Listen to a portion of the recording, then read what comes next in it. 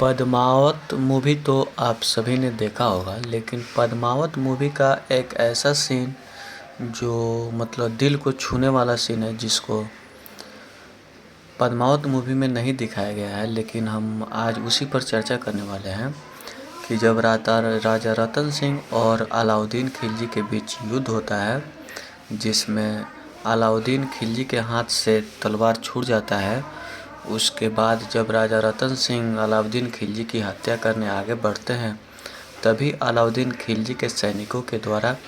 पीछे से वार कर दिया जाता है, जिसमें राजा रतन सिंह की मृत्यु हो जाती है। उसके बाद रानी पद्मावती ने राजा रतन सिंह से पहले ही बोल चुकी थी कि जब आप युद्ध में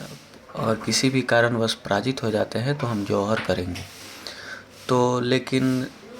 जब अलाउद्दीन खिलजी युद्ध में राजा रतन सिंह को पराजित करने के बाद, धोखे से पराजित करने के बाद, जब रानी पद्मावती के कक्ष की ओर आगे बढ़ता है,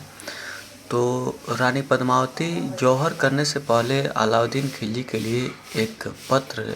लिखकर दीवारों पर लिखकर छोड़ दी थी। जब अलाउद्दीन खिलजी रानी पद्मावती के कक्ष तक पहुंचता है तो देखता है रानी पद्मावती तो जौहर कर चुकी थी, लेकिन एक लिखा हुआ दीवारों पर उसके खत मिलता है, जिसमें रानी पद्मावती ने लिखा था। बहुत ही सुंदर शायरी है, मतलब अलाउद्दीन खिलजी के लिए लिखा था, जो कुत्ता अलाउद्दीन खिलजी है। मेरी सूरत किसी सूरत तो खिलजी पा नहीं सकता, मेरी सूरत किसी सूरत तो खिलजी पा नहीं सकता, ये भोजन है शेरों का तो कुत्ता खा नहीं सकता,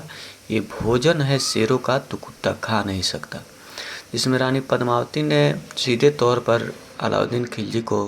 कुत्ता कहकर संबोधित किया है, जिसमें वो अलाउद्दीन खिलजी को बोलती है कि ये शेरों का भोजन है और ये रानियाँ शेरों के लिए ही हैं। तुम जैसे कुत्ता और निकम्मा जो धोखे से युद्ध में